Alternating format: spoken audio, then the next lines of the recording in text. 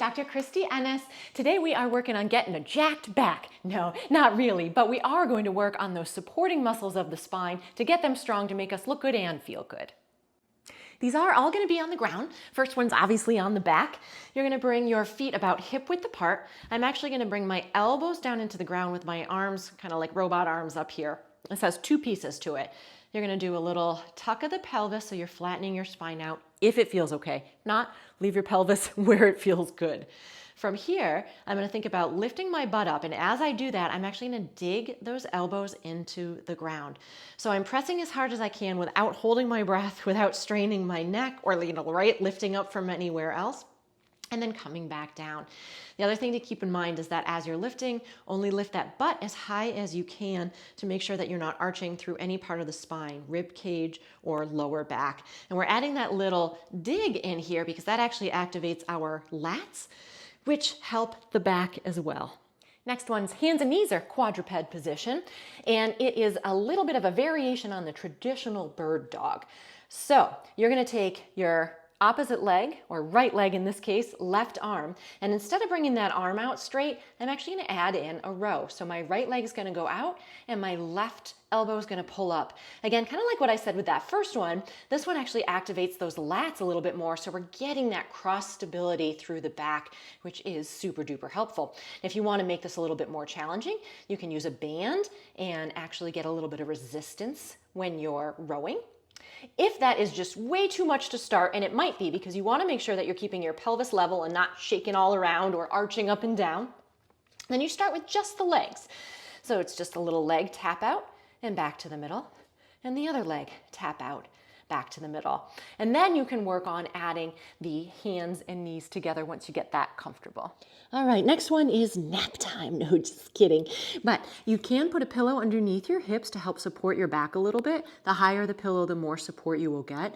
So if you are having some discomfort lying on your stomach, definitely start with a pillow or two. I'm going to put my head right down on my hand so I protect my neck too.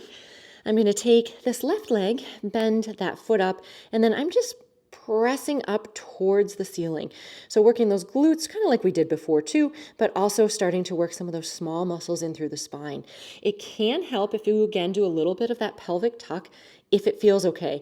Same thing like the ones on your back though, make sure that you go into whatever spine position feels best for your body.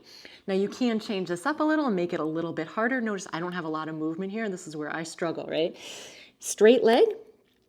A little bit harder, a little bit longer lever arm, using a couple different muscles too at the same time.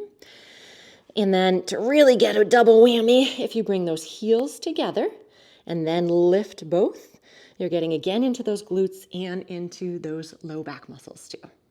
This next one works on the lower part of the trapezius, which is a super duper important stabilizer for the shoulder blade area. So in other words, for the back, obviously, and it tends to be weak on almost all of us. So you're going to start lying down. You can put a pillow underneath your head. My palms are facing up, and that's the starting position. From here, I'm actually going to rotate my hands so that now my pinkies are facing down and my thumbs are up.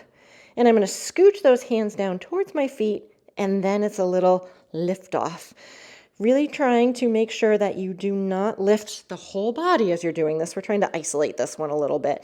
And like I said, these do tend to be weaker muscles, so you may want to start out with only about 5 or 10. If it feels easy, go ahead and shoot for that 10 to 15. With this last one, we're working through that mid to low back again. So starting with those hands about chest level, you're going to just press gently into those hands and using the back to do most of the work to help lift you up here. So you are pressing a little, like I said, but you really want that back to do most of the work, not the arms. We can get a great arm workout doing something else. Once you are able to do that comfortably, you can go ahead and lift those hands right off the ground. Notice I'm gently squeezing my shoulder blades down too, so my shoulders aren't hiking. And then it's that same lift. Again, I do not lift very high. This is definitely a weak point for me. But same concept, about 5 or 10 to start and building up to about 10 to 15.